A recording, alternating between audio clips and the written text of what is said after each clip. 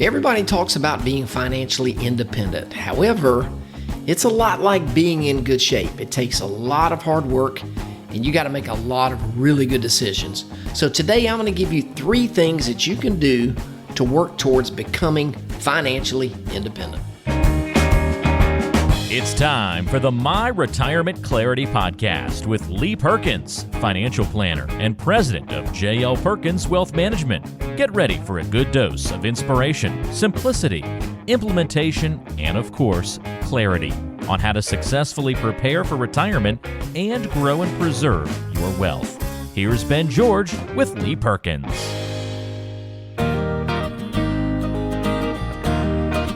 Well, hello there. Thank you so much for tuning in to the My Retirement Clarity Podcast. Hope you and your family are having a great summer so far. So as I record this episode, it's actually Tuesday, July the 18th, and I think this show actually posts tomorrow on Wednesday the 19th. So I guess I'm probably 2 weeks behind on posting a show about independence. I was actually in St. Simon's the week of July the 4th, so I didn't really plan to record a podcast while I was at the beach. Probably the background noise of the wind on the beach and then maybe the fireworks that night probably would have been too much of a distraction to do a podcast. So anyway, nonetheless, I'm here today talking about independence, specifically financial independence. So that's today's topic. So financial independence is really something that a lot of people think about, but honestly, there's not a lot of people that do anything to work in that direction, to work towards financial independence. And that's fine. People have the freedom to make their own decisions, and that's one of the things that I think makes our country the greatest country on the planet. You are independent and you've got the freedom to pursue the quality of life that you desire. So you can make your own choices. So the term financial independence has become, I think, a little bit of a buzzword in our industry for several years now, but more recently you've probably heard of something called the FIRE movement, the F-I-R-E, meaning financial independence, retire early. And I think that's the goal for a lot of people nowadays. People want to retire earlier maybe than their parents did. And so for today's show, I want to give you 3 ways that you can gain financial independence. It's probably going to be a little bit shorter show today than normal, but I think this should be very helpful for you. So first of all, number 1 on this list is independence from the government. Now, I don't know about you, but I don't want to be dependent on the government for everything in my life. Now, certainly, like I said earlier, we live in the greatest country in the world, and there are provisions that most people have access to that the government provides, but I don't want the government controlling me and being too much in charge of me. And so I don't want to be dependent on them for anything. Now, there's a couple ways that this can happen. If you rely on the government for your nursing home care in the future, if you don't plan and if you don't have the means to do anything different, you could wind up in a Medicaid bed. Now, Medicaid is completely different than Medicare. And Medicaid is, generally speaking, for those people who've exhausted all of their assets from a long-term care standpoint or a care for themselves standpoint. They've exhausted all their assets and they don't really have any other option going forward. So this is not how, probably not how you want to go out, or at least, I assume this is not how you want to go out. And certainly it's not how I want any of my family members to spend their last weeks or months or years or whatever that time period is. But it's really expensive to pay for your own care as we go through this natural process of aging. It's not cheap, so you've got to plan for it. Like my parents tell me all the time, getting old is not for sissies, and I believe it. I believe it every single day. Another way that I think people become too dependent on the government is when Social Security is their only source of income in retirement. So if that's the case, then you pretty much are dependent upon the government for your income in retirement. Now, hopefully, if you structure things right, Social Security is only going to be a part of your income, and you've got other things coming in. And certainly, I'm not knocking anybody whose only source of income right now or in the future is going to be Social Security, because the reality is a majority of the people in this country who are retired right now are pretty much 100% dependent on Social Security for their income. But my guess is that most people listening to this podcast have done a pretty good job of saving for retirement, and they want to have other options when they retire. So that's kind of my first lesson here today, is don't allow yourself to become too dependent on the government. And, I always say that you should be responsible for you. And if you make good decisions and you work hard, you're going to have more choices and probably some more options of how you're going to spend your retirement years. All right, so that's number one. All right, so the second way I'd like you to kind of pursue independence is have independence from your family, meaning I don't want you to have to move in with your kids later in life. So it's a little bit of a kind of goes hand in hand with the first thing on being too dependent on the government. But I don't want my kids to be my nursing home facility. And I'm guessing, I'm not guessing, I know for a fact that neither one of my kids want to be my nursing home or my wife's nursing home. And I know this is a little bit of a touchy subject, because it's really more common nowadays for adult children to take care of their parents as they age, and that's fine. If you can do that, that's fantastic. I know it is it can be a financial burden. It can also be a physical and emotional burden, and it takes a toll on people. But again, I'm not saying I don't want my kids to take care of me. I'm sure they will. But I don't want the financial burden to fall on them, meaning I want to be able to have the ability to pay for somebody, an in-home nurse or somebody to come in, take care of me or take care of my wife when we can't take care of ourselves. Sure, I want the kids to come by, check on us. Hopefully Walker will cut the grass at the house or do some things like that. That might be a little bit of wishful thinking, since he doesn't cut it right now, because grass cutting interferes with his golf schedule. And so we're kind of letting that ride a little bit. So, he's not a total slacker. He does help some, but, when I'm old and I can't do it, that's probably going to fall on him. So again, I don't want to be 100% dependent on them when I get older. So in order to avoid this, I've got to plan ahead, meaning I've got to sort of assess what I think that financial need is going to be, or what that cash outlay is going to be in the future. And I've got to plan accordingly. So this means extra money needs to be set aside for the purposes of care in the future. So again, that's number two, is independence from your family. Hey folks, Lee Perkins here. If you've listened to this podcast for any amount of time, you know how much I hate taxes, and I know you probably do too. Our politicians are completely out of control. Their spending is off the chart. And you've got to be prepared for increasing taxes in the future.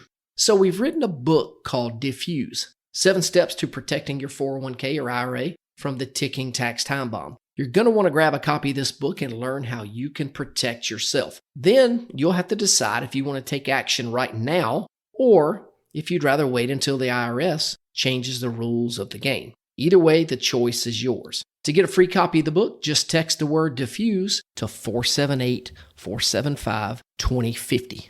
That's DEFUSE to 478-475-2050. And we'll send you a free copy. Thanks again for listening. Now back to the show.